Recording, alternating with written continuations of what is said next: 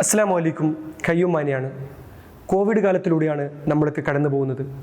ഈ നാളുകൾ നമ്മൾ കാസർഗോട്ടുകാരെ പഠിപ്പിച്ച വലിയ പാഠങ്ങളിലൊന്ന് ഡയാലിസിസ് ചെയ്യുന്നവരുടെ നൊമ്പരങ്ങളെക്കുറിച്ചാണ്.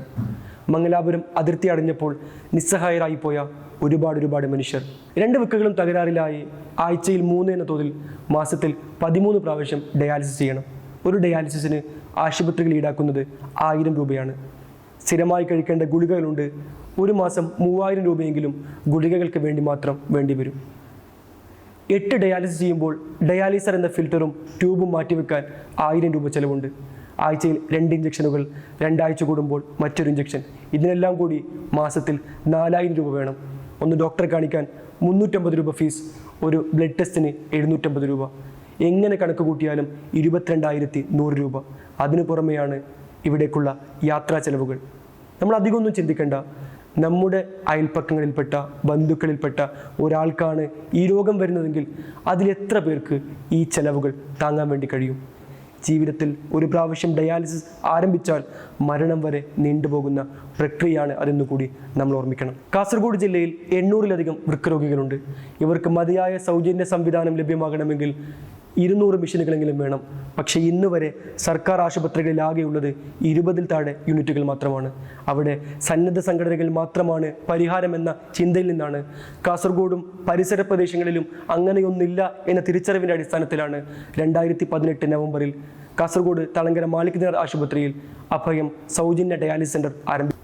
ഇന്ന് 7 മെഷീനുകളിൽ 3 ഷിഫ്റ്റുകളിലായി 39 രോഗികൾക്ക് സേവനം നൽകുന്ന സംവിധാനമായി അൽഹംദുലില്ലാ അത് മാറിയിട്ടുണ്ട്. അഭയത്തിൽ 36 വയസ്സുള്ള റുഖിയ എന്ന് പറയുന്ന സഹോദരിയുണ്ട്. കല്യാണം കഴിച്ചിട്ടില്ലാത്ത സ്ത്രീയാണവർ.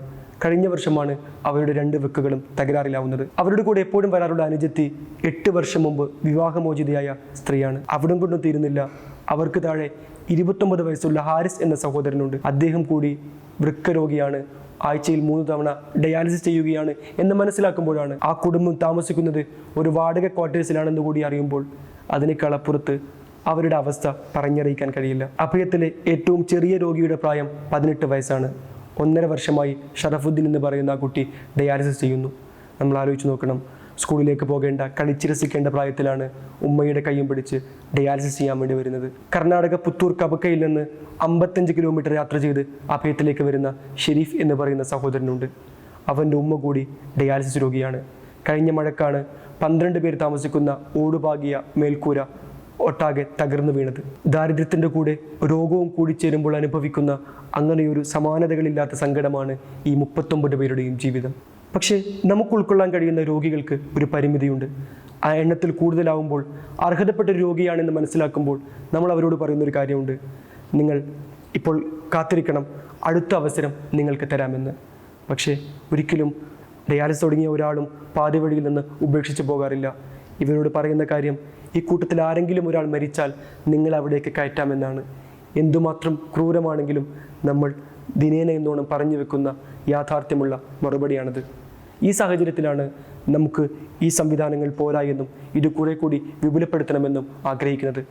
ആ ഉദ്ദേശത്തോടെ അഭയം 2 പുതിയ ഡയാലിസിസ് സെൻ്ററുകൾ കൂടി തുടങ്ങാൻ പോവുകയാണ്, കാസർഗോട്ടും മഞ്ചേശ്വരത്തും.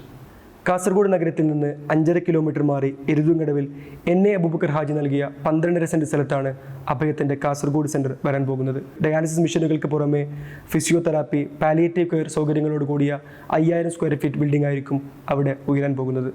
മഞ്ചേശ്വരത്ത് നിലവിലുള്ള സാഹചര്യത്തിൽ തന്നെ അവിടുത്തെ രോഗികൾക്ക് സമീപ പ്രദേശങ്ങളിൽ ഡയാലിസിസ് ചെയ്യണമെങ്കിൽ 50 മെഷീനുകളെങ്കിലും വേണം. ആ സാഹചര്യം തിരിച്ചറിഞ്ഞാണ് കുഞ്ചത്തൂർ ദേശീയപാതക്കരികിൽ യു അബ്ബാസ് ഫൗണ്ടേഷനുമായി സഹകരിച്ച് അഭയത്തിൻ്റെ പുതിയ ഡയാലിസിസ് സെൻ്റർ വരാൻ വേണ്ടി പോകുന്നത്. യു അബ്ബാസ് ഫൗണ്ടേഷനാണ് അതിനുവേണ്ടിയുള്ള സ്ഥലവും കെട്ടിടവും നിർമ്മിച്ചു നൽകുന്നത്. ഒരു ഡയാലിസിസിന് 900 രൂപയാണ് നമുക്ക് ചെലവ് വരുന്നത്.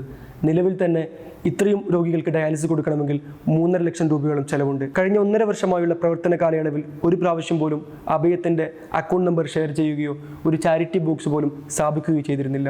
കേവലം 120 ആളുകൾ ഉൾക്കൊള്ളുന്ന ഒരു ചെറിയ സൗഹൃദ കൂട്ടായ്മയാണ് ഈ കാര്യങ്ങൾ നടത്തിക്കൊണ്ടു പോകുന്നത്. അതെന്തുകൊണ്ടാണെന്ന് ചോദിച്ചാൽ നിങ്ങൾക്ക് മുമ്പിൽ ഈ പദ്ധതി അവതരിപ്പിക്കുന്നതിന് മുമ്പ് അത് കൃത്യമായി നടപ്പിലാക്കി കഴിഞ്ഞതിന് ശേഷം മാത്രമായിരിക്കണം എന്ന കാര്യത്തിൽ ഒരു നിർബന്ധ ബുദ്ധി ഉണ്ടായിരുന്നു.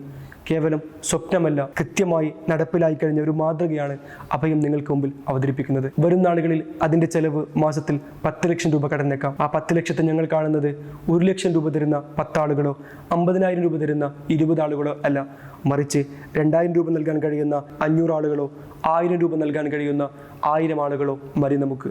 നിലവിൽ തന്നെ സന്തോഷത്തോടു കൂടി അഭിമാനത്തോടു കൂടി പറയാൻ കഴിയും, ഖത്തറിൽ ജോലി ചെയ്യുന്ന ഒരു സുഹൃത്തുണ്ട്. വീട്ടിൽ പ്രാരാബ്ധക്കാരനായ അവൻ മാസത്തിൽ കിട്ടുന്ന ശമ്പളത്തിൽ നിന്ന് 500 രൂപ മാറ്റിവെച്ച് അഭയത്തിലേക്ക് അയച്ചു തരും.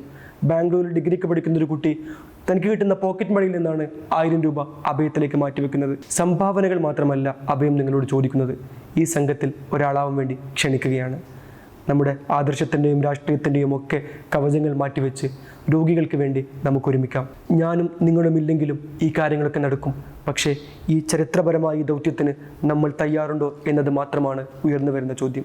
ഒരു ഭക്ഷണ കിറ്റ് ചോദിക്കുന്നത് പോലെ എളുപ്പമല്ല ഒരു ഡയാലിസിസ് മിഷൻ ചോദിക്കുന്നത് എന്ന് നന്നായി തിരിച്ചറിയുന്നു. പക്ഷേ നമ്മുടെ സൗഹൃദ കൂട്ടായ്മകളുണ്ട്, വാട്സപ്പ് ഗ്രൂപ്പുകളുണ്ട്, കുടുംബ ഗ്രൂപ്പുകളുണ്ട്.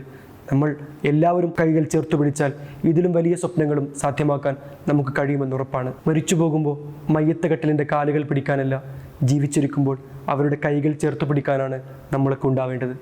ഇത്രയും വലിയ വിഷയമുണ്ടായിട്ടും നമ്മൾ എന്ത് ചെയ്തു എന്ന് നാളെ ഒരു തലമുറ ചോദിക്കും.